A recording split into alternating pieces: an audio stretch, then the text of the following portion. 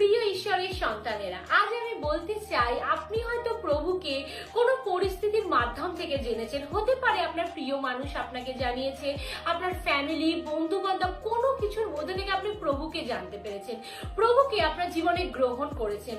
গ্রহণ করার পর থেকে হতে পারে আপনার পরিবার থেকে আপনাকে এক ঘরে করে দেওয়া হয়েছে। আপনি যে অফিস যেতেন সেই অফিসেও আপনাকে টোন করা হচ্ছে যিশু যিশু নামে। এমনকি আপনার স্বামীও আপনার সাথে কথা বলে না, ভালো ব্যবহার করেন না, আপনি একা হয়ে গেছেন, আপনি কাঁদছেন। আপনি যদি গ্রামে থাকেন, এমনকি আপনাকে গ্রাম থেকেও এক ঘরে করে দেয়া হয়েছে। আজ আমি বলতে চাই, আজ ঈশ্বরের বাক্য তাদের জন্য যারা এই পরিস্থিতির মধ্যে দিয়ে যাচ্ছেন। রোমিও 8:31 পদে বলছে, যখন ঈশ্বর আমার পক্ষে আমার বিপক্ষে কে দাঁড়াতে পারে? Amen, hallelujah.